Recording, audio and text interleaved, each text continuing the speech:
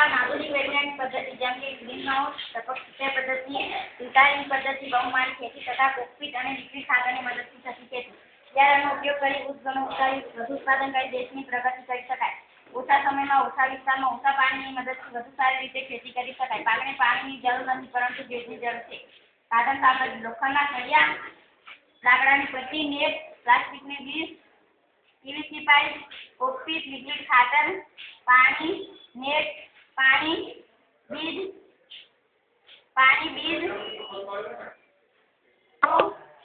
રમકડાની નાની મોટર. તૈયાર કરવાની પદ્ધતિ.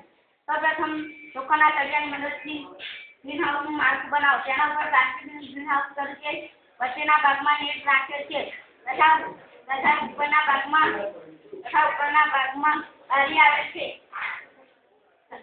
તથા ગ્રીનહાઉસમાં ઉપર લીલું નેટનો પડદો આજુબાજુ આગ મૂકી છોડ બંધ થઈ શકે તે રીતે મૂકવામાં આવે છે અને મોટરની મદદથી પંખા મૂકે છે. ગ્રીનહાઉસમાં એક ભાગ પર જમીન પર ખેતી બનાવવામાં આવે છે.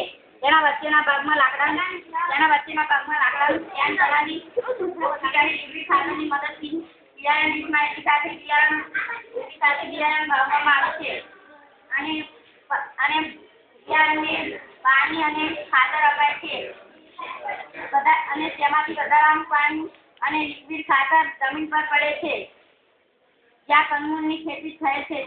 આમ બહુમાળી ખેતી છે. ગ્રીનહાઉસમાં સૌથી ઉપરના ભાગમાં લાકડાનું સ્ટેન્ડ બનાવી કોકપીટ અને લિક્વિડ ખાતરની મદદથી ખેતી કરેલ છે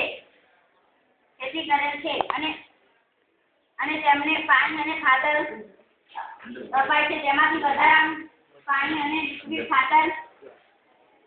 ખાતર